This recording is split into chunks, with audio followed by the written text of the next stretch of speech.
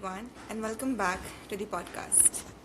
For years, students have been told that degrees, grades, and qualifications are the key to career success.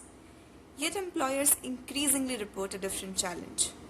Many candidates possess the required qualifications but struggle with communication, adaptability, problem solving, ownership, and professional judgment. The conversation around employability has become far more complex than education alone. In this episode, we explore the hidden gap between academic achievement and workplace readiness, the competencies organizations value most, and how professionals can remain relevant in an AI driven future. Drawing from his experience in talent, hiring, workforce development, Vishnu Dhanapal shares practical insights on what employers actually look for, why some professionals accelerate faster than others, and which capabilities will matter most in the years ahead. Very interesting topic to discuss.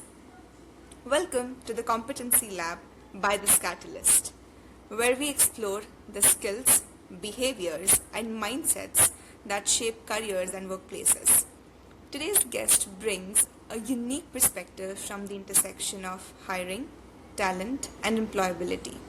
Over the years, he has worked closely with candidates, organizations, and leaders, giving him a front row seat to one of the biggest workforce challenges today, which is why do some people thrive professionally while others struggle despite having similar qualifications? Vishnu, welcome to the Competency Lab. Nandini, thank you very much. I'm really excited and I'm looking forward to doing this podcast with you. We are extremely grateful and we are very happy that you are joining us today. Our team has enjoyed all the interactions so far we had with you, and we are very confident that this podcast will bring a lot of insights home.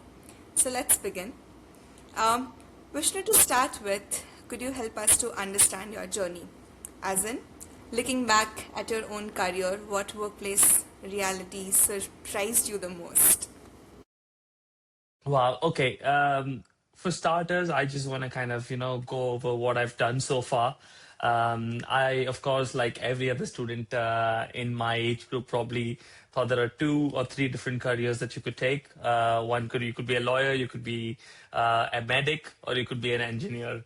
Which is absolutely not true in today's day and age, but that's how we were brought up. My father's an engineer, and of course, so I had to be an engineer as well. I really love gadgets and electronics, so I thought I'm going to go down electronics and telecommunication, and that's what I did my engineering in. After doing that, I realized, okay, this is not something I truly enjoy. I then went on and worked a little bit in marketing, which was a strange one, straight out of university, but then went away abroad to study sports performance analysis, which is again a completely different thing to what I originally planned to do with my career. After doing that, I then worked in the UK for many years. About 8 years, I was abroad, and then came back in 2021 in the midst of COVID. And that's a little bit about my journey. And I'm sure we'll explore a little bit more as we get along in the podcast. But when I first went into employment, I think what really surprised me was that almost all your peers, they're all aware and they're all able to do the technical part of the job. So it's not the technical knowledge that differentiated, let's say, high performers versus people who weren't doing as well and whose careers weren't accelerating as quickly. So for me, it was not the fact that, how do you do the job? It was the other sort of soft skills around communication, problem solving, how you're able to influence your team members, and, handling ambiguous situations, handling conflict even, and I think these were probably the workplace realities that kind of stuck out to me. Knowing to do the job, I think, hiring managers do a good job at that, and they make sure that the teams have the technical competencies, but it's these soft skills that often tend to make the difference. I think if I have to kind of build on that point, I'd like to say, when we look at promotions, for example, often promotions I see and I feel are a double-edged sword for the company, because you're taking someone away from what they're really good at and asking them to manage that process rather than do the job. So let me give you an example. Let's say you're a wonderful host of a podcast, but then I give you a promotion, and next day you are writing scripts, or you are managing people who are actually hosting the podcast. You're not doing the hosting bit, which you're fantastic at. You're not doing that anymore. So from a company's perspective, you're literally promoting someone, paying them more to do something that they aren't necessarily, or you don't really know if they are the best at. So it's often about, and career progression that way is often about trust and how much the company or your employer feels that you'll be able to do a good job at a different level. So it's often about trust and not so much about the technical know-how. That's a very wonderful way to look at it. A lot of time while we're doing workforce management, like the point you put, that once you promote somebody, you're taking away that expertise, you're taking away that expert from that team. So that also brings home the insight of how to manage workforce at large when we are looking at promotion. So one wonderful point, Vishnu. That's a great start of our discussion. Of course, you also sort of told us about how different your planned career versus the journey of your career has been like. So Yeah. could you also sort of help us to understand what's one competency that sort of accelerated your career but was never taught in formal education, and you sort of explored it, understood it while like living the journey? Yeah, absolutely. I think if I have to put my finger on one thing, it would be, I would say, understanding the audience or understanding your room. It's something that is not taught in class, because often, going through education, and you and I have grown up in India, and it's more or less about memory. It's memorization. Who's very good at memory tests, they do tend to do very well in school. And it kind of progresses the same way through your engineering as well. And in my head, the reason I picked engineering over something like a BSc in physics or something like that was truly because I thought engineering was the application side of science.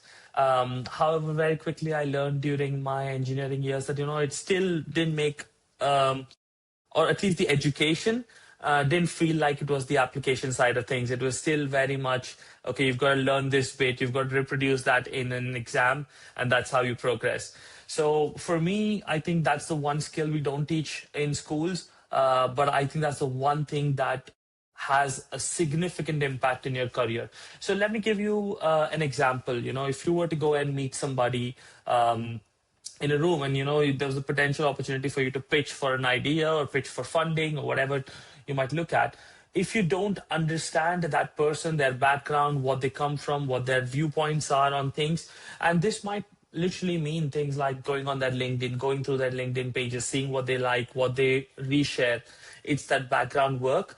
It's understanding who the other person is, will help you pitch and connect with them very well. So relationship building kind of comes off the back of something like understanding who you're speaking to and what the audience are.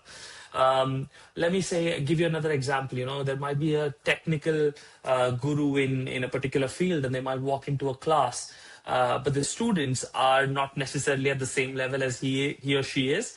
So they might speak at a level that probably the students don't understand. But you might see somebody who doesn't have that level of expertise, but they walk into a classroom, but they can catch that audience very easily because they're able to connect at the level of the audience.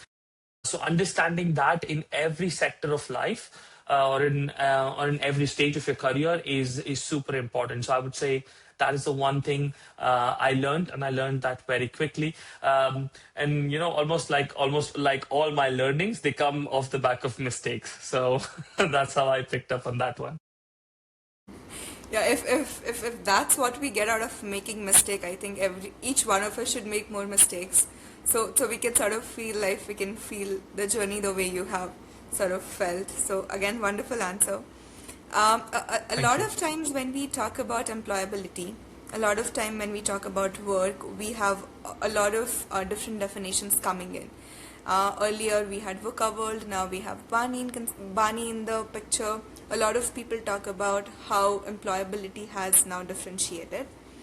From you, when you look at people, students, different candidates coming in the workforce.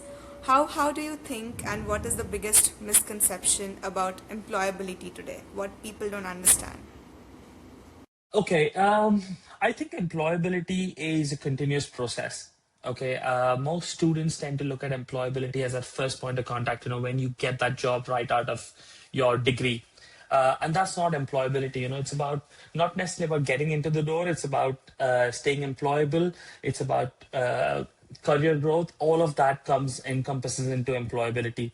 Um, I think the learning is a continuous process. Okay, and adaptability is a continuous process. So that's what I would say, Nandini, from my perspective, that as long as you're able to adapt, you're quite agile with your learning, you will remain employable. And I think, I'm sure we'll explore this further in the podcast, but AI, it's thrown the cat amongst the pigeons for most people our age, because we didn't grow up with AI. We didn't get into employment with the help of AI, or we didn't necessarily use it as our daily sort of efficiency driver.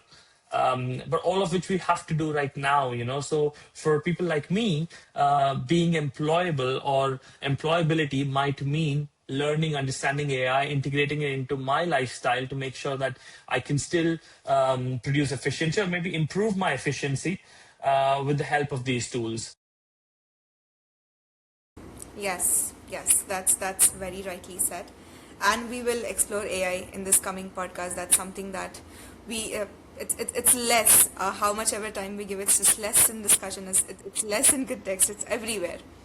Now looking at the market currently, a lot of universities have been reporting that the placements have not done rightly. Students are complaining, and constantly the sentences, the worry that they put ahead is that we did everything, we tried our best, we set for sessions, we did the training, we were all prepared, but still I am not getting hired. What's wrong with me?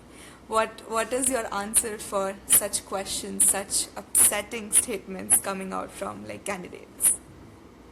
You know what? I have to say, I sympathize with the labor market right now. It's not an easy place to get jobs. I think, especially let's talk about India for a moment here.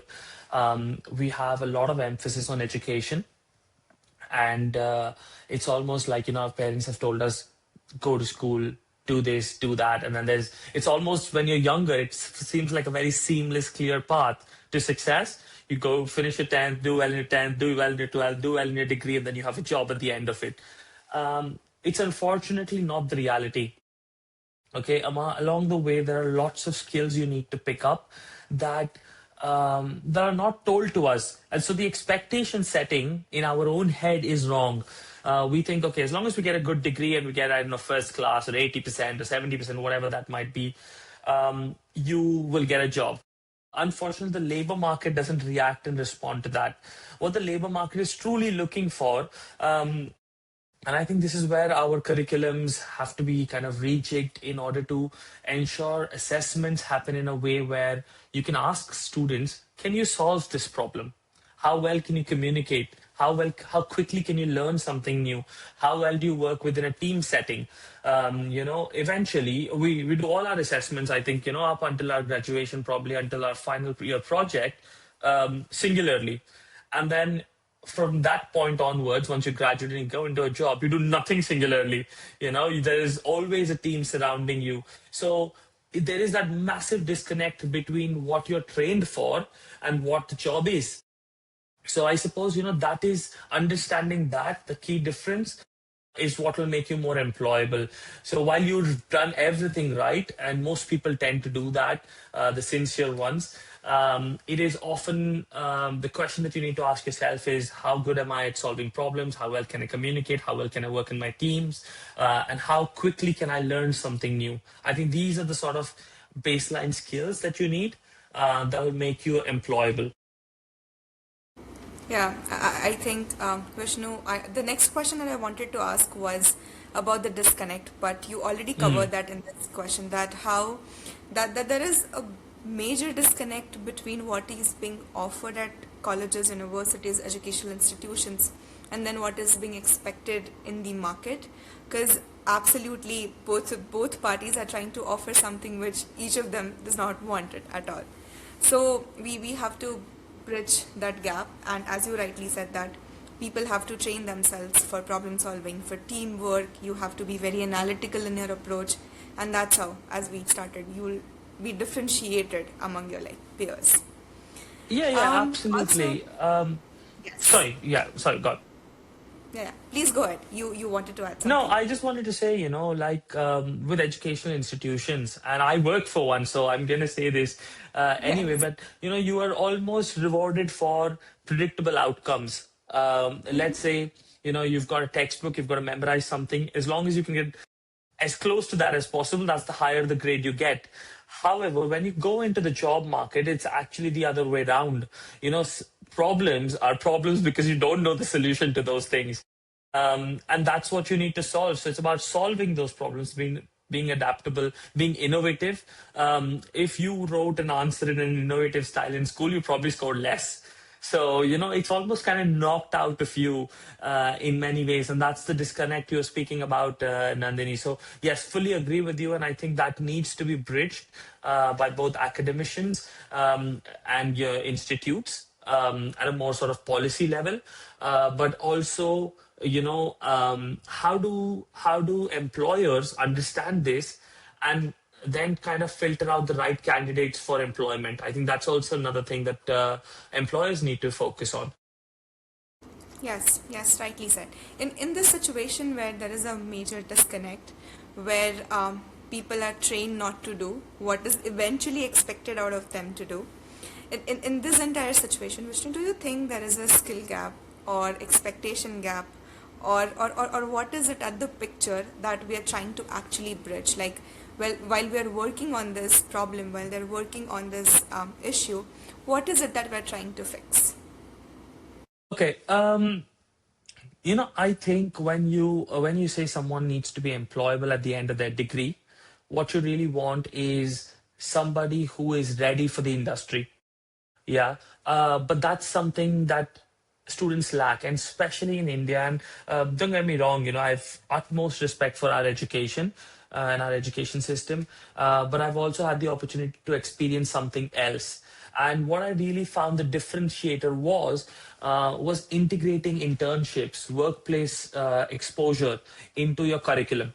When that is part of your curriculum, it's almost like a reality check. It's a safe way of going out and understanding if you're employable or not. So let's say hypothetically in your year two you spend, I don't know, 3 months doing an internship. um, then you understand what are the different skills that are required, that you may need when you join that company versus what you currently hold. And this is kind of a reality check for most students. I think that is something I would like to see kind of integrated in almost all our degrees. I think there's a lot of value to it, for not just for the students but also for the employers, because I've read this quote, and I know you probably have a little bit of an HR background. We're going to say it again. Most managers tend to spend 70% of their time fixing their recruitment mistakes and only 30% finding the right candidates. If anything, I think it should be the other way around. If you spend enough time understanding and finding the right candidates, then those candidates will do your job for you. They kind of run on an autopilot then. So having this sort of workplace exposure will also allow companies to see, okay, is this candidate the right fit for me? Or if we are the right fit for the candidate. So all of these disappointments that the students face when they graduate, perhaps that could be sort of, it can't be completely negated, absolutely not, but maybe it can be minimized, and those students then understand a year and a half before they graduate what they need to do to be employable. I hope that makes some sense. Yes, it absolutely makes a lot of sense. And again, I would like to like go back to what we started our conversation with, that employability is a process. And you can't say that your first job is making you that. So you have to keep on learning, you have to keep on improving. Yes, corporates do have programs where they say we do campus to corporate sessions. It's a short-term training where people come in, they get to learn how to write emails, how to do this, how to do that. But at the end, the bridge and the gap that we're trying to fill in is about competency and not just about a few things that they need to keep in mind. So yeah, there's some real Absolutely. work needed. Yes, perfect. Also, do you think that in this entire setup, we have sort of overemphasized degrees, saying that this is the pedigree coming from this college doing this, and we have sort of underestimated competences, which could be the key to success? Um, I want to say absolutely yes. The reason I want to say it is because I was not necessarily the brightest of students in school, so I want to say yes. You But give that impression that you were the brightest. You must be oh scoring like God. 100 on your on your results. Yeah. Oh, anything but that, Nandini. Anything but that. If anything, and my wife and I often joke about this because she used to be one of those first benchers, got 95, 96%. I don't know how much in her boards, etc. And we often joke about it that I was not necessarily that. I was often grew up as the last bencher, probably very bright in the sense of grasping information and understanding things, but not hardworking at all in school at least. But going back to our point in your question, that that there's definite value in degrees. Absolutely, there's no doubt about that. But necessarily qualification is not capability. Okay, your qualification might approve knowledge in a particular field or whatever stream in which you've done your degree, but your competencies will pretty much prove how you can apply that knowledge, and kind of materialize that or monetize that for a company. So I think yes, while degrees have their value, it's competencies that really prove its application. Yes, true. So we have to actually emphasize on the right thing, and make it like go very famous and desirable. Okay. So Vishnu, now let's move to the next segment. Now I think our audience and our listeners have idea of what our journey has been like and what is your perspective on employability overall. Now we will just try to answer a few questions. We'll try to understand what has been the issue in the market and sort of get your perspective on it. Um, so if let's say hypothetically, if every single degree disappeared from like every single resume starting tomorrow, what do you think are the qualities that would still get people hired? Wow. Okay. Nice question.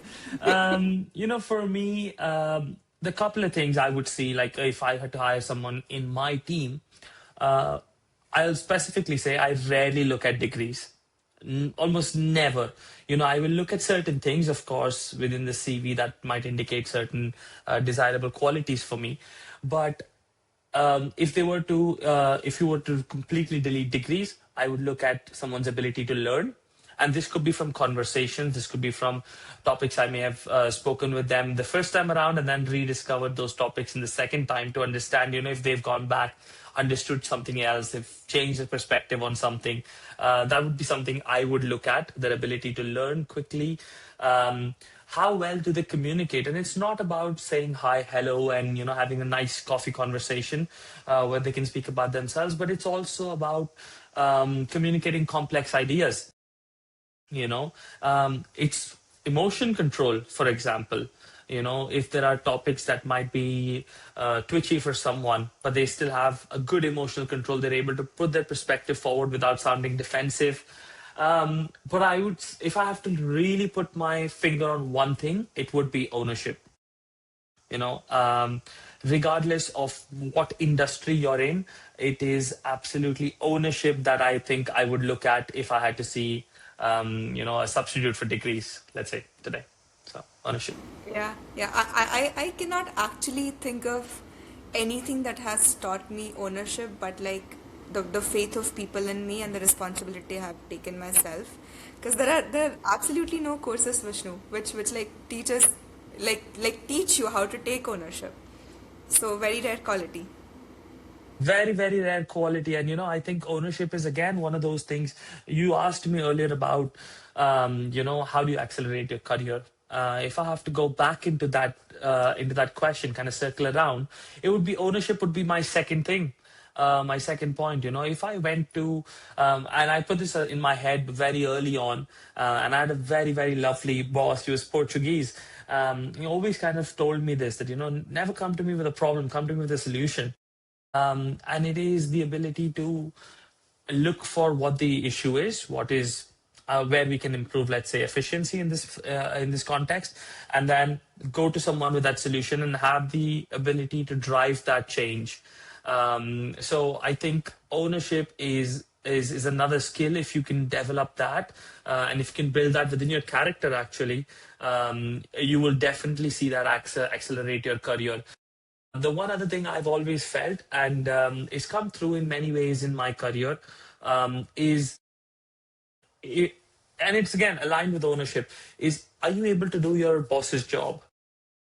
If you are able to do it as efficiently as they are, and you start to kind of exemplify that in your current role, then when that chance comes for a promotion, and if you've got someone else is moving up and you have that opportunity to take that role on, for the company, they feel safe promoting you, and you're almost kind of creating that by yourself because they know you're able to do this job anyway. You've been taking a lot of workload off your boss, which has probably improved his efficiency, which is helping him grow. So that is another thing I think a lot of candidates should do. We've got this, and a lot of young students now think, or young graduates now think, oh, I'm paid to do this. Yes, that is probably true. But if you want to be paid more, then you've got to do more. And that's so yeah. Circling back to ownership. Yeah, that's a very wonderful piece of advice, that you have to sort of give more than what you're expecting to get. Uh, That's the best way to grow. Yeah. Absolutely, and and it's the best way to learn as well, Nandini. You may not, and someone might come back to me and say, "Yeah, oh, Vishnu said this in this podcast, and I tried doing it, but all I felt was exploited in my career." They continued to pay me a little bit of money, that's all the same money, but I did more. Possibly that could happen very, very well in the industry, but you increase your value when you go out to the industry and you improve your CV and you say, okay, I've done this despite my role or my designation not necessarily saying that, and you can exemplify that in an interview, I'm sure there'll be other people will find your true value. So, yeah.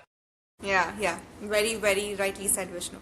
And again, let's say if you must have interviewed a lot of people, and that's how you're able to like sort of share these experiences with us.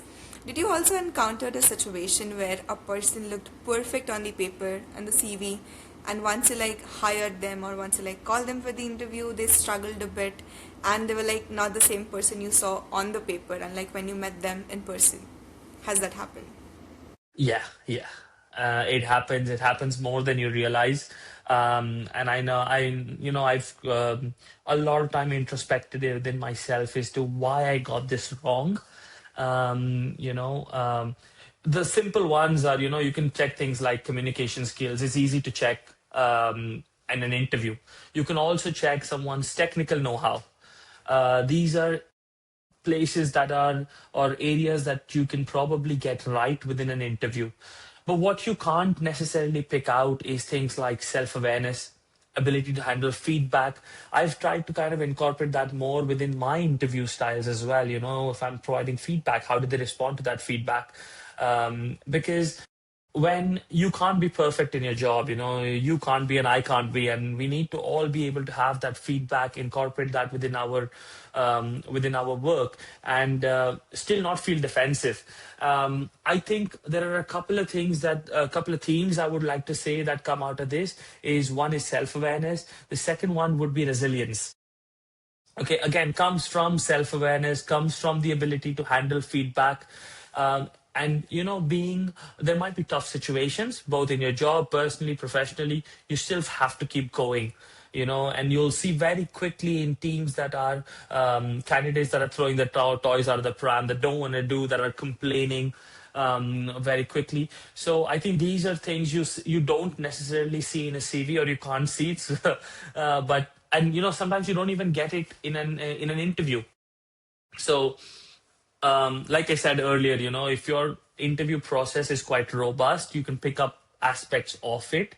But how many jobs are valued at a level where HRs and managers can spend lots of time interviewing the right candidates? That does become quite a bit of a challenge as well for hiring professionals. So yeah, my this would be self-awareness, resilience, and ability to handle feedback. Those would be my three that I think uh, people with perfect CVs might lack, and that in a workplace makes a lot of difference. All right, three things to note down for everybody who's listening and watching. Now let's sort of turn the table and discuss about the other side.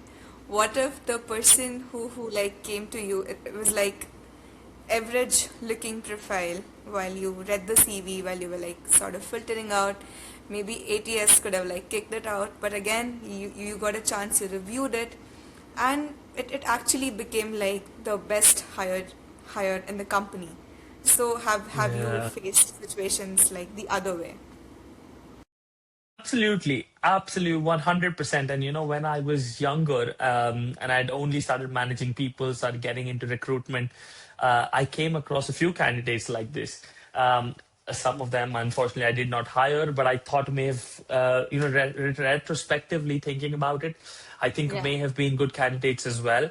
But one stands out in my mind. I'm not going to name the person. They're still part of my team, Yeah. but even in fact, after I hired them, the first month or first couple of months, in fact, I was not sure if this was the right decision or not. Okay, but now they've been with me for the best part of 3 years, and I have to say, are one of my favorite people to work with.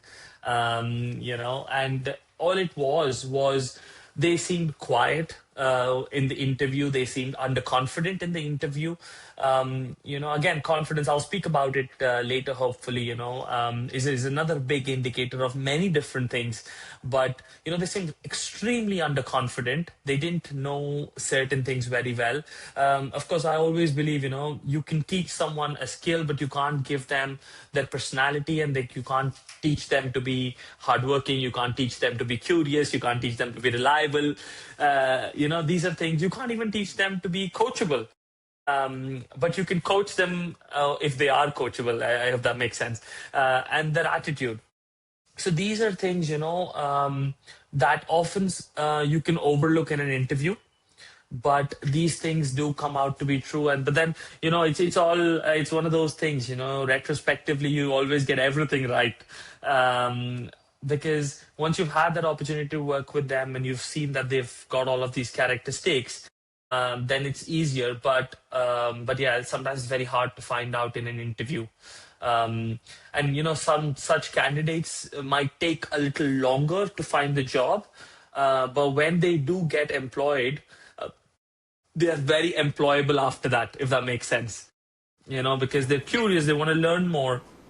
They're very reliable. They're very coachable, so they pick up a lot of information from a lot of their different colleagues. And many times within a workplace environment, it's almost like connecting the dots. You get bits and pieces of information from different places, and if you can connect those dots, that can also accelerate your career quite quickly.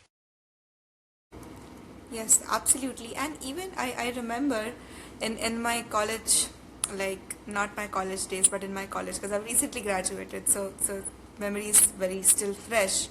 Our professor used to say that you also have to like unlearn a lot of things in a way to sort of be somebody who can learn things, because a lot of times we have a perspective for certain situation, we have a mindset, we have a theory, but then as we move into our career, as we like try to associate with different organizations, they have different approach to different situations. So if we don't unlearn that part, which is like so stagnant in our mind, we might not be so like open to learning, open to suggestions.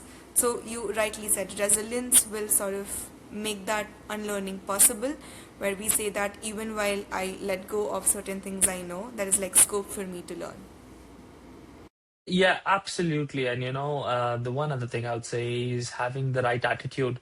It's a sort of very vague, wide term, having the right attitude, but it's about all of these things, being able to unlearn. But to be able to unlearn, you need to realize, first of all, you need to be self-aware, that maybe what you know is not all right. Correct. And if there's somebody else in your team, they may be your junior even, that are doing something really well, and you can pick up a lot of things from your juniors. I go to sessions in classes, and often I know that there's a lot more information facing me than there is facing them. But students don't sometimes know that themselves, so they don't have confidence from that perspective. But then there might be certain attitude based things that they need to pick up and change as they become more and more employable. Yes, correct. So for all these people, let's sort of try to help them with this idea when people say that we're looking for communication skills. Like our candidates should have great communication. They should be great communicator. What are they referring to? What is this communication in a setup where there is employee-employer relationship? Communication in this setup is the biggest misconception there is, Yeah. because often people will think as communication as speaking well. If somebody is Correct. able to talk nicely, they are great communicators. But communication is actually a two-way process. It goes and it comes as well. So Yeah. you've got to be equally good in listening. You've got to be equally good in understanding your audience. I keep coming back to this because it is a very key skill within communication is understanding your audience. Sometimes, you'll speak to people and they'll think that, okay, they don't understand this fully clearly. And you've got to pick up on things like body language, their facial expressions. And then maybe you go over it again, but maybe in a slightly simpler tone. Maybe you take out some of the technical jargon out of it to make sure that your team understands it. So it's that sort of communication. Are you able to influence people both by your work ethic? Again, it's a form of communication. It's not if you turn up late to a meeting or if you turn up late to an event or to the office, you're communicating that you're not necessarily a punctual person, or you might communicate that it's okay to be late. It's all of these things that communication kind of encompasses. So yes, influencing people around you, in a good way, hopefully, listening and understanding things very quickly. But again, like I said earlier, explaining complex things, with explaining complex things to a different audience that may not fully understand the technical side of things. So if you're able to do that really well, I think you'll be a good communicator. So it's drawing upon experiences that your audience might have encountered. If you can do that, I think you can fairly say that this person's a good communicator. So that's what I'd say. Yeah, that gives a lot of insight. I think it's better than just thinking about communication as speaking, as you started with. Yeah, correct. Vishnu, a lot of times people are also trying to move to like a different role. They start with, let's say, something where they are like being supervised, but eventually they want to grow up into leadership roles. According to you, while you look at candidates, while you look at their journey, what are those signals that sort of speaks leadership potential in somebody? Um, I've said this before, and it might feel like I'm kind of re-emphasizing this point, but I have to say ownership. Like I said to you earlier, if somebody can come to me and say, "Well, we're not doing this very well. Here's what can be done," and or these are the couple of recommendations I'd give on doing this, and also then have the ability to be able to deliver on that. I think that is what signals leadership to me more than anything else. The one other thing I think I would say within leadership is accountability. Being ready to take accountability of an outcome before the outcomes actually happened. There are lots of people who will very quickly say, okay, this didn't succeed because of a micro environment or the macro environment, or my manager wasn't supportive, or this wasn't there, or the money wasn't available. All of which you may have known before you took on the project. So accountability is very important. I think, is especially for young professionals, is very important to understand the first 10 years of your career is probably just going to be constant learning. So, like we said earlier, making mistakes is not necessarily wrong, but how you deal with it, and how you see it is very important. So the skill here really is introspection. Okay, but and being self-aware. A lot of people don't think they are, but probably aren't. Something that I practice is kind of going through my day, conversations, meetings that I've been in, and say, oh, what is that I could have done better? um, you know, or I'll have a meeting, and sometimes you think this meeting is going really well, or this negotiation is going really well, and something has happened, and it's not gone through. So then it's about you trying to introspect to see, okay, what is that I may have done slightly differently that could have changed the outcome. Because there will be other meetings that this will probably reoccur. Ideally, you don't want things like to be like this to be a reoccurring theme in your career, but it's bound to happen once or twice. But then, if you're able to kind of pick up on that and think through, okay, fine, this is maybe what the client has not liked as much, then I think you can very quickly change those behavioral aspects of yourself. So that's what I would say: ownership and taking accountability of outcomes. Yeah, absolutely. After this podcast, I'm gonna take your advice, sort of retrospect and see what I could have done better. That's something I am noting down for myself. You very rightly said what all skills are there when we are trying to identify leadership quality in a candidate. At the same time, could you also try to help our audience understand where you can sort of sense the lack of professional maturity, where we feel like, okay, like if we give task to this team, if we give task to this team member, the professional maturity is not visible, and that might not do justice to the task or the project. Yeah, and I've kind of touched on this. Like I said, first thing that I dislike is, and most managers will be like this. I'm not sure how many will say it out loud, but is blaming managers, blaming circumstances, blaming organizations, blaming your macro environment, blaming your micro environment. It's all of these things. Oh, he didn't send this email on time, or he wasn't here, or she wasn't there, and she didn't do this. It's all of these things that I find distasteful within the work culture. The minute you see something like that, you automatically can tell that this person does not have leadership potential. Because, well, it could be very true that someone else has not done their job on time, which has impacted the outcome. However, have you had the courage to go in and have that difficult conversation with someone and say, hey, look at this. This is where we are. This is what you need to contribute. And if you don't do this, this is the outcome. This is what the outcome is going to be. Ideally, we want to be a successful team, and drive that person to get them to do the job.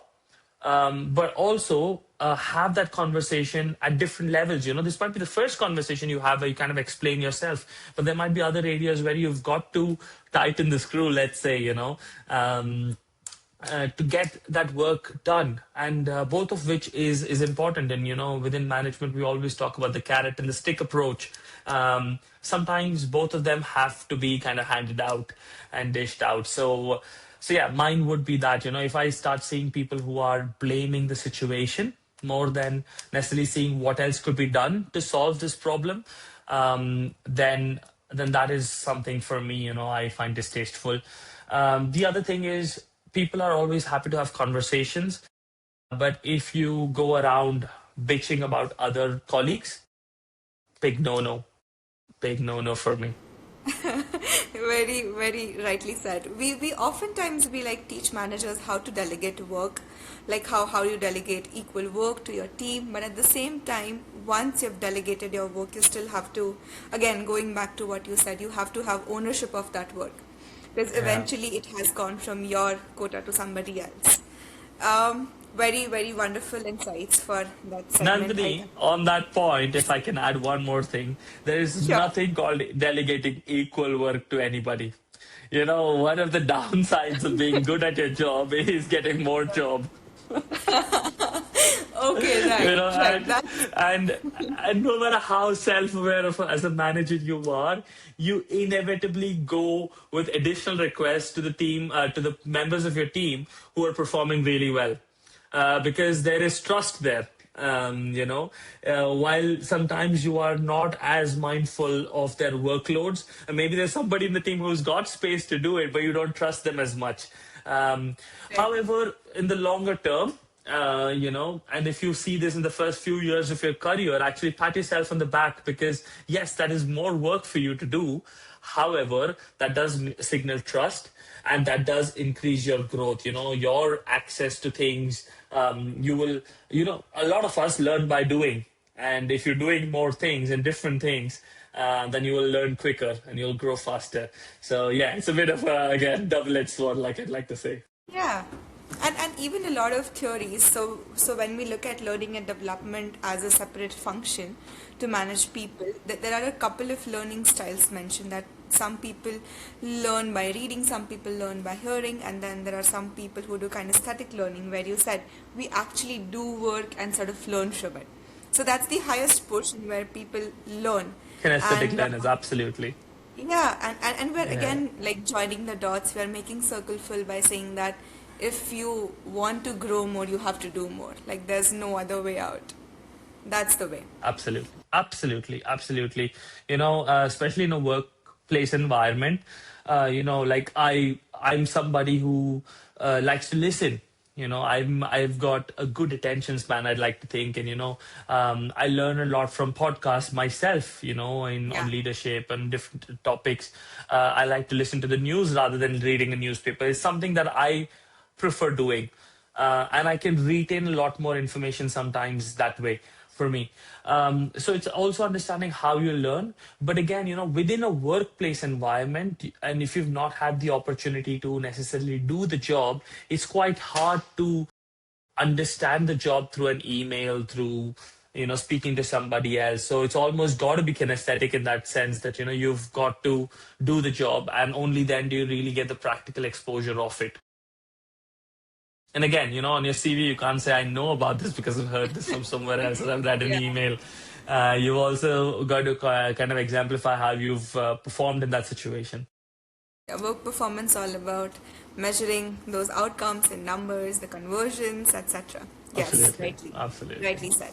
Now let's sort of jump into our next segment, where we talk about the very, very hot topic, which is AI. And of course, as much as we're talking about AI, there's a lot of confusion, there's a lot of tension among people that AI will eat away my job. But absolutely, as a lot of famous leaders, a lot of researchers have proven that AI is not here to take away the job, but we need AI to sort of divert the work. That's why we have concepts like future of work, where we teach students and other people as to how they can navigate into this new era of future of work. So, Vishnu, what is your perspective on the statement or this conversation that is saying that AI has come in? Is it sort of making employability for people who are trying to get into the market easier or like tougher than before? I think yes, AI is the elephant in the room. It's driving a lot of conversation, especially around in I want to say younger audiences more than necessarily people of my age. Of course, we also speak about AI, but it's not so much about whether it's going to take away our job or not. I think the fear is much higher in the younger audience. The reason I think I believe that is the case is because students are thinking about skills as parts of processes. Okay, where they might say, okay, my job is to, I don't know, send out an email. If you're in marketing, you're doing comms and things like that, which can easily be taken over by AI. However, sort of more senior professionals don't see it the same way. They see it as, okay, I am actually the person driving the strategy behind the communications campaign. I might be the person who is kind of sending out bits and pieces of information at strategic points to engage customers. So that is the difference. with AI. So yes, to answer your question bluntly, is it going to be easier or harder? Is AI going to make employability easier or harder? I think the answer is a bit of both. It will probably make it easier for people who are curious learners who want to learn lots of different things. And people who are adaptable, people like me, we're kind of in the middle of their careers who need to accept AI. We're not at the back end that, another 3 or 4 years will be done. So this is going to be a big portion of our lives. And I'm young enough or old enough, I don't know how to say it, maybe old enough to remember Google and the internet coming in. Probably something for you guys that was a given. It's always been part of your life, Google and being able to Google anything. But for us, who were in our teens in the noughties, for us it was a new thing. Being able to Google, suddenly type this piece of information on the internet and you've had some answers. It was game changing. So we've seen the first wave of it. But again, like I said, if you're a problem solver, if you're adaptable as a professional, then yes, it is going to make employability easier for you. But if you're one of those people who relies on routine tasks, like I said, sending out, copying, pasting some piece of information from somebody or from your manager's work and sending that over to, I don't know, the audience or down the chain, then those sort of people will really struggle with AI, because that can be very quickly automated using AI. And you've got stuff like agentic AI now that can very easily understand the difference between the two and very quickly do your job and take your job away. The second thing is, if you're resistant to change, I think, if you're not ready to adapt, then AI will eat your job. Pretty confident about that. So yeah, I think at the end of the day, AI AI sort of rewards adaptability. If I can put it that way, if you are adaptable, you're ready to grow, you're ready to change, then yes, AI will make it much easier for you to be employable or be relevant within the workflows.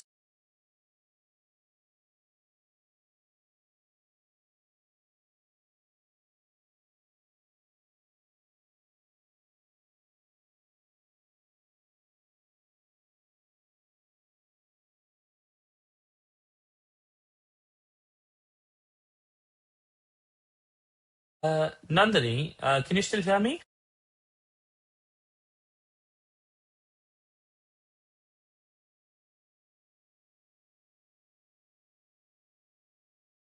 It's like hanging. Yes, I think you're Okay, I'm back back. on now. I'm back. I'm back. Yes. Okay, well, we'll cut that part sort of, and after our Okay, answer. it's fine. Yeah. Okay. Yes, very rightly said. Agentic AI is again something that companies are heavily investing their money in, because they've also understood that a lot of organizations are also AI native organization where they started their work with AI. So that is Mhm. something that is very unique coming into the market, and change is the only constant. So if we don't change with it, then there might be Absolutely. no way Love forward. that. Yes, but also at the same time, Vishnu, if you can give us perspective on which human capability becomes more valuable as technology improves, because as you said, that it's never gonna stop. When you first started something new, as like, let's Google it, it's coming in right there. For coming generations, such incidents will be something else. So change is Hmm. going to come, but which human capability is more valuable while such changes are occurring? For me, judgment. And let's go back to your point, about Google. We could Google anything. There were initially people who would go out in the market and physically find information. And there was an entire industry built around market intelligence. Well, that industry is still relevant. But what has changed is the ability to find the information. Now you're using Google Forms rather than going knocking on people's doors to find that information. So, lots of jobs will still be there in some way, shape, or form, and even after AI. But what will change is your ability to judge, or what will kind of be the deciding factor is your ability to judge things, and that has not changed with Google. and that will not change with AI. AI is very good at providing you a lot of information. It can even probably synthesize information for you. But what it can't do is understand, and I see this a lot with Gen Z. They'll pick Right. on information from I don't know, ChatGPT, let's say, or any of the other, or Claude. I think that's the new one now, that they like to use. Is they'll just take that piece of information and forward it on to us, and you'll think, hmm. And then sometimes I'll call these kids back in the room and I'll say, okay, fine. Do you want to meet? Do you want to go through this? Whatever you've just sent me, do you want to go through it with me? And then you can almost start to see, as they start to explain this piece of information, they are questioning in their own mind if this is relevant. If maybe you're kind of edging into the grays, and maybe this is not the most ethical way of doing something, or if strategically we are in the right atmosphere to do this. You can say, oh, like, okay, yeah, it will be great to import something from the Gulf. Can you do it now? No, because there's a war going on in the Gulf. It's things like that. Yes, technically AI can give you that answer, because yes, importing something oil from the Gulf is great, but strategically, is it possible right now? Maybe not. And sometimes this is what managers will see. They'll say, okay, this person just picked up information from some form of AI tool, and then just kind of push that on without necessarily understanding its relevance, or understanding its ethical barriers, or understanding the strategic relevance of employing that idea, for example. And that's why I feel like if you have that judgment, you understand what is this answer. Maybe perhaps use the AI to get yourself to that starting point, but then have that conversation with AI to understand, okay, this is what I'm doing, this is how my job impacts this. What about the current war, let's say, in the Gulf, for the lack of a better example? How is that going to affect this? And then AI will give you that answer. So it's almost we talk about prompt engineering, and a lot of students now think about prompt engineering. So it's exactly that, Nandini. um, you know, uh, it's the right prompts. The right prompts are coming from the right judgments. So, which is why I'd say, judgment will still stay very relevant, and will probably, I think, increase in its value as technology increases.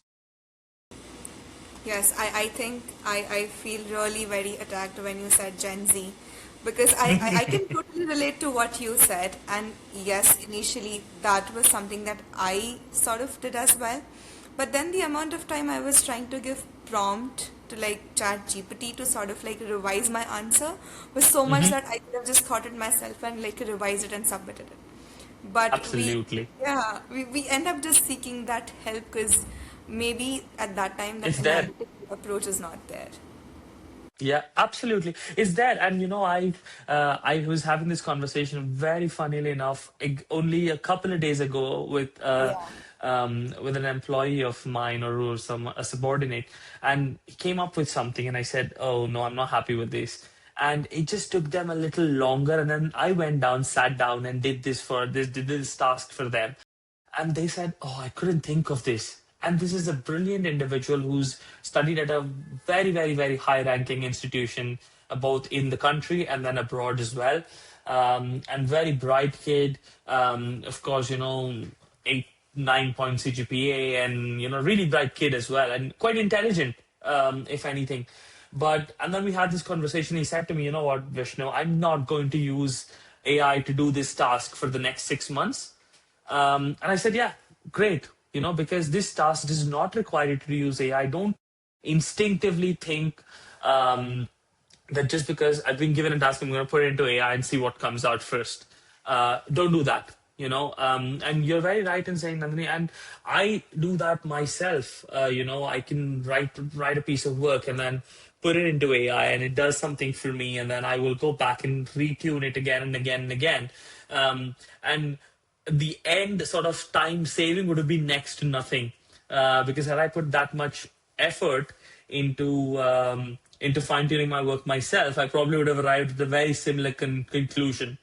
Um, or an end product, let's say. So I think we're all at fault, and it's not a Gen Z thing. Everybody who starts to experience AI and use AI falters in this manner. So it's almost our own responsibility to stop ourselves from devolving, and being able to think for ourselves.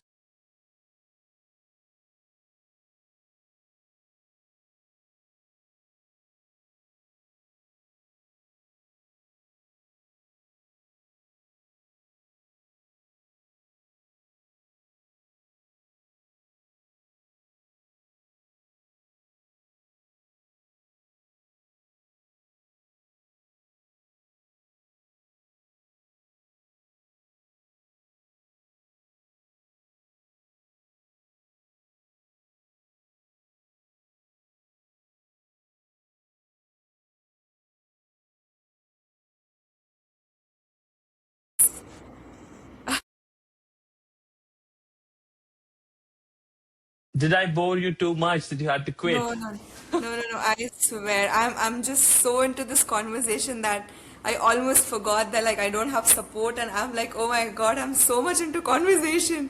I Uh, literally am enjoying this very much. But this Thank you. is okay. Let's again continue.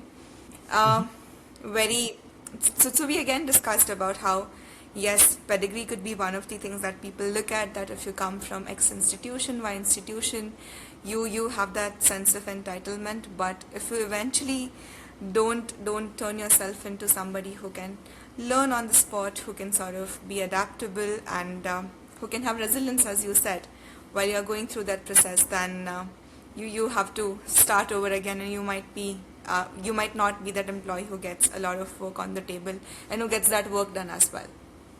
Mm, Um, absolutely. yeah, a lot of questions and a lot of discussion we have seen around people sort of try answering that what's one thing that students spend too much time optimizing, as well as what's one thing they constantly underestimate that they should focus on, not necessarily while they are going into organization, employee-employer relationship, but in general while they're trying to build themselves. Um, I think students tend to spend a lot of time optimizing something like their CVs, X certifications that they've got on different online platforms, aggregators, etc. The LinkedIn aesthetics. Um, you know, of course, these things matter. They certainly do. They sometimes make that first impression, and which is quite important. But they underestimate, I want to say, the value of internships, workplace, volunteering, real world exposure. They've not done any projects, it's just been very sort of, what do I say, straight line. Their focus has been, you do your 10th, you do your 12th, you do your graduation, you do your master's if you need be, and then you go into employment. It's not like that. They see employability as a sort of straight shooting arrow, but it's not. It's everything that you pick up along the way. If you look left to right, is what is employability. You can't necessarily put it in a straight funnel, Yeah. and yeah, and then throw it into a mixer. It's not like that. So yeah, that's Okay. what I would say. Don't spend so much time. Yes, all of this is important. Formatting your CV, having different certifications. But the certifications only add value if you have learned something from it and you're able to actually apply it. It goes back to our previous point around knowledge versus application. Yes, you've learned something, but if you don't apply it, is it going to really change anything? No, not really. So the certifications, you need to bring value to the certifications, and you can do that by having internships, by using that in volunteering projects. Lots of real world exposure is very, very important. Yes, yes. These were like very important insights and advices for students or the candidates who are on the other side of the table. Now, if you were to guide or give sort of your perspective to people who hiring Mhm. managers, leaders, company leaders, visionaries, who are interviewing like hundreds of candidates all the time, what do you think is like the some competencies. It could be list of competencies, or you could sort of help us with more that people often like assess wrong. It's very easy to get it wrong while you're hiring someone. Yeah, Nandini, I touched upon this earlier, and I think my point is still going to revolve around confidence. It's if you see a candidate that's really confident, rightly or wrongly, sometimes misinformation sold with confidence actually sells as the right information. So that does happen, and that happens to all of us. Confidence is one thing, yes. But I've spoken to a lot of sort of leaders, experienced professionals, or experts in their own field. They are often less confident than people who are, let's say, their students. They are more confident about their knowledge on the topic. So with more sort of knowledge comes more humility. Perhaps you're humbled by how much more knowledge there is available. So yes, confidence is a good thing, absolutely. But I think that's also one of these areas where you can very easily hiring managers can mistake confidence for competency. It's not the same thing. There are some really excellent candidates who will often undersell themselves because they're quiet, they're shy, or they don't participate as openly within a group discussion. You see lots of group discussions, and you'll see those one or two people really hogging the stage. My And God, yes. if anything, Nandini, that is quite distasteful because it shows that you're not a leader because you're not bringing others into the conversation.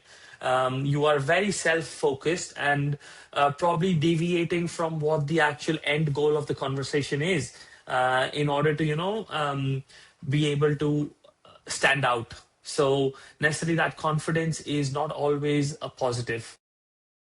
I I remember a very funny incident which I would like to share with you that during one of the group discussions we had in our college, there was this person who got similar insight from a leader. The way you sort of put your perspective that always try to give other people chance. You can't be the only one speaking in that group.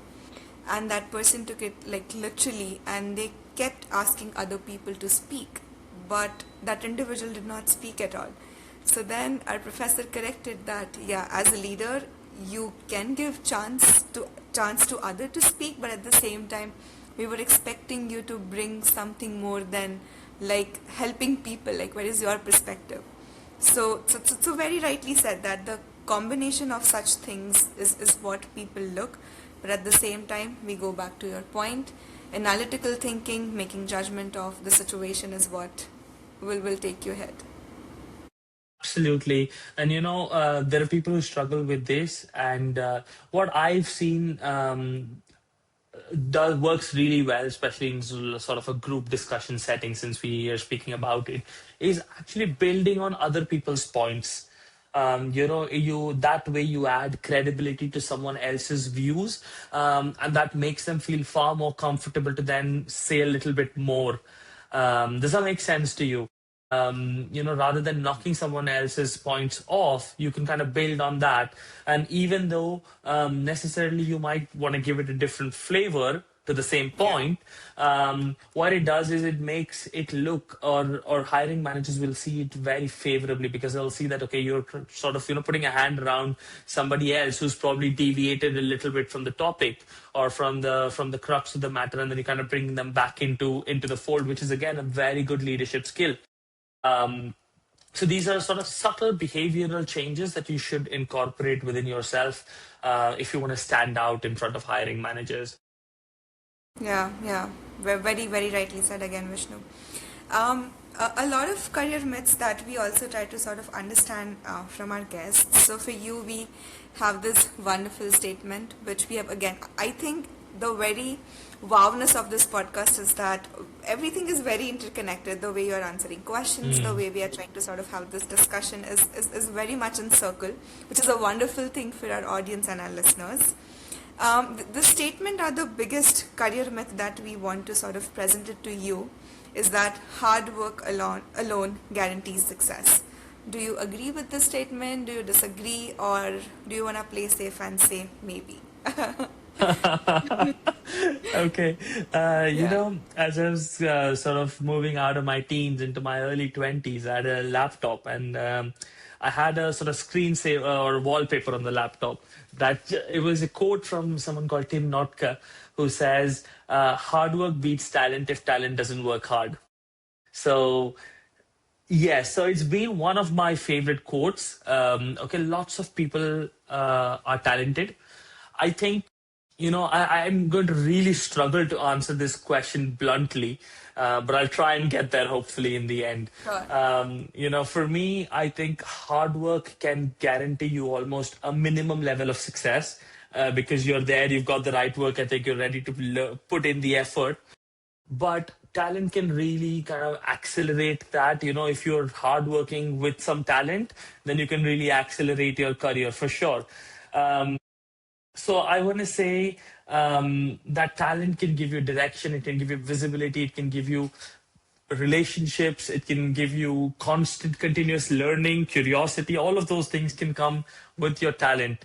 But like going back to Tim Notke's quote is, yeah, if you don't have the hard work to kind of back it up, it is the one thing, I built over the years. I was naturally not, like I said to you earlier, was not academically very good, let's say, growing up, because yeah, could get things very quickly, but then I thought, oh, that's it then. I don't have to put in the effort to go back home and study it and do the homework.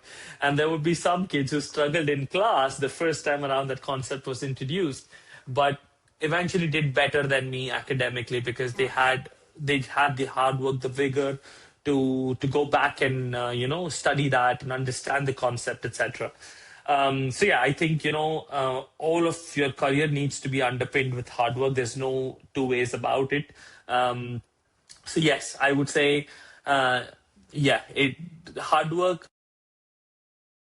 Yeah, hard work is a sort of essential, but Yeah. not necessarily the only thing that will guarantee success. Also, Nandini, I think success looks different for different people. It's also your own Yeah. expectations. Are you successful compared to your, I don't know, next door neighbor, or are you successful compared to your classmates, or are you successful compared to the most successful people in the world? So I think it's a little bit of a subjective thing. So yeah, but yes, hard work is a no is a non-starter. It's absolutely must. But Yeah. no, I don't think it automatically guarantees success though. Yes. So absolutely, Vishnu, you did not play safe, and we love that.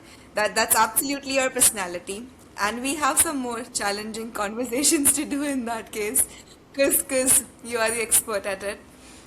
We God, also okay. have something called rapid fire segment.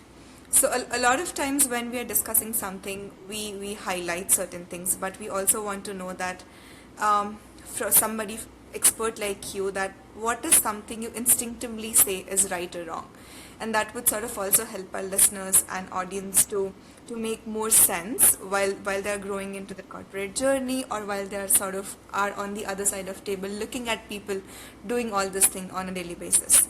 So I have in front of me, I have a list of things that I've got, and Okay. maybe I'll say certain words or a statement, and you can very quickly tell me what you think about it, and then at the end of the list, we'll sort of do a discussion about what is Okay. like the overall idea. Are we Yeah, ready to I'm gonna begin? have a sip of water. No, I'm not ready. If you haven't gathered, I'm starting to feel a bit nervous now. All right, perfect. Like Anyway, you're getting ready. yeah, good to Okay. go. Good to go. Okay. So I think we touched upon this one earlier, but do you think degrees are overrated? Yes or no? It depends. I don't think degrees are overrated. What you aim to, what you think degrees are going to do for you, or what you aim to achieve out of a degree, often is overrated. Most professionals overestimate their communication skills. True or Mm. false? Oh, 100% agree. AI will Massively. absolutely. AI will increase competition rather than reduce it. Do you think that's true? It depends. I don't fully subscribe to the idea that it'll increase competition. So, yeah. But Um, no, we'll discuss it in the end, I hope. yes. Do you think employers focus too much on the years of experience?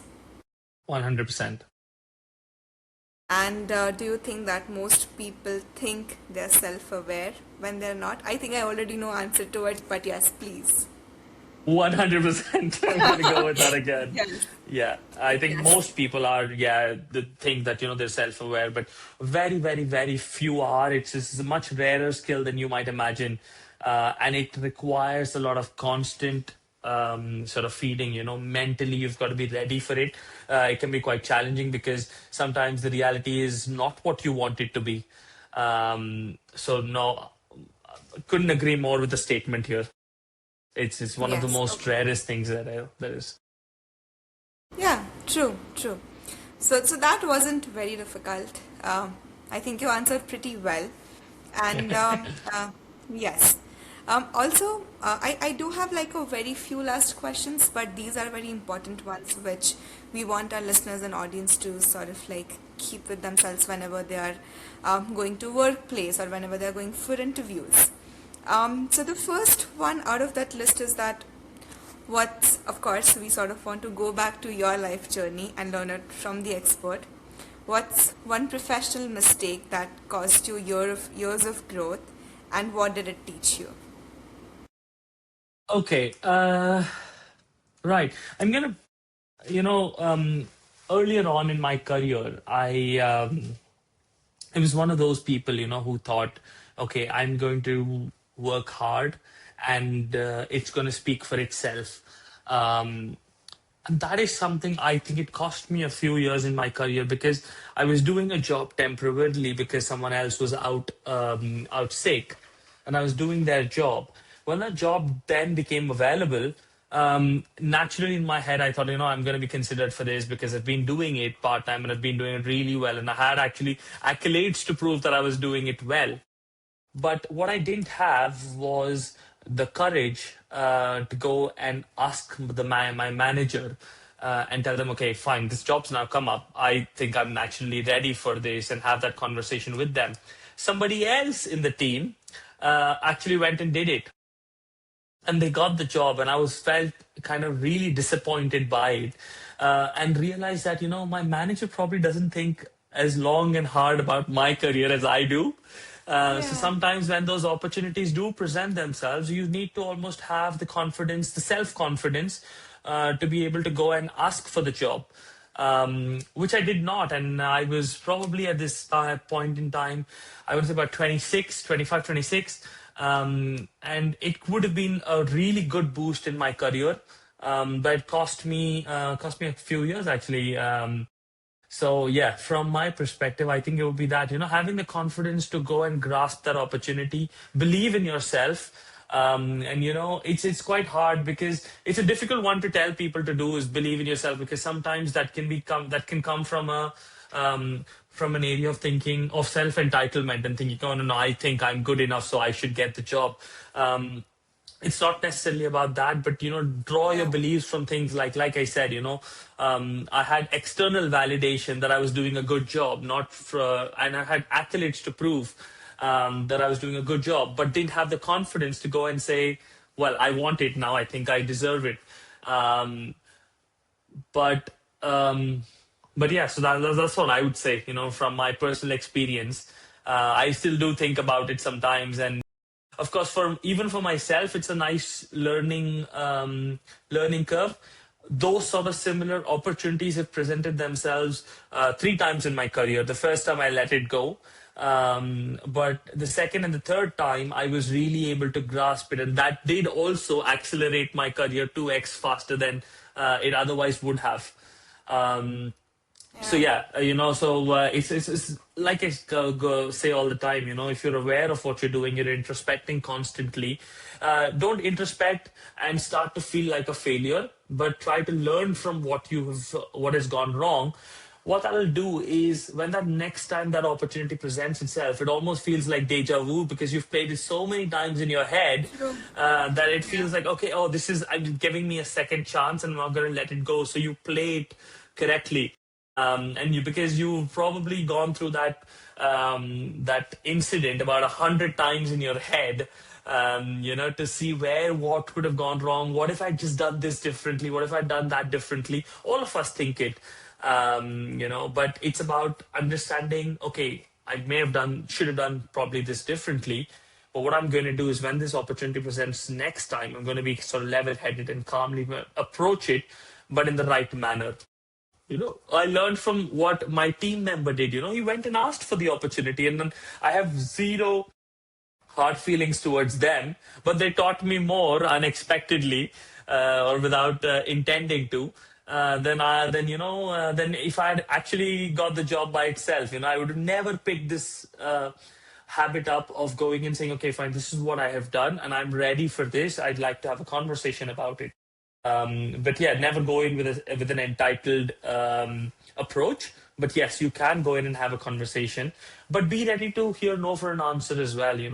Somebody else might not think you're ready for it. But yeah, put forward your case. Yes, So yes. that's it. As you said that a lot of times attitude matters, and in your case, your attitude was right. Your attitude was to like go ahead and sort of improve and be better, and that actually gave you good results. That actually gave you sort of happy ending to that Yeah. process.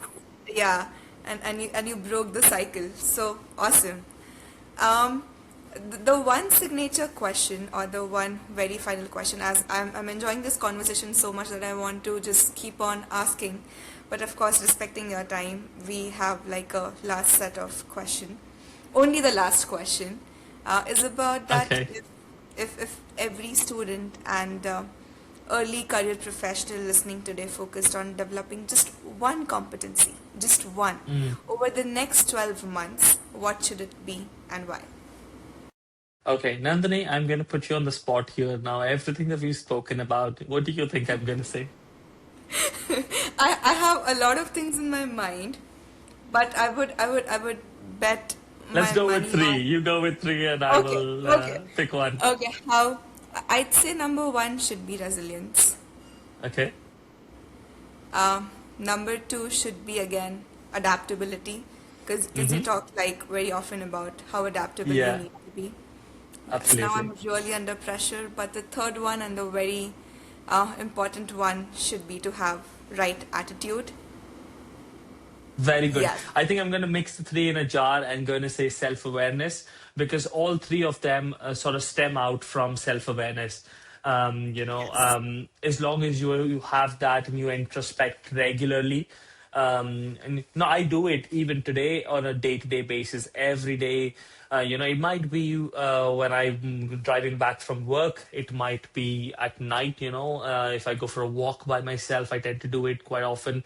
I do it a lot on flights. So I travel a lot for my work. So I've taken over 100 flights last year. So I have lots of time on flights when I'm thinking about stuff like this. I've got a notepad with me where I write things down. There's a small notepad I carry around in my backpack.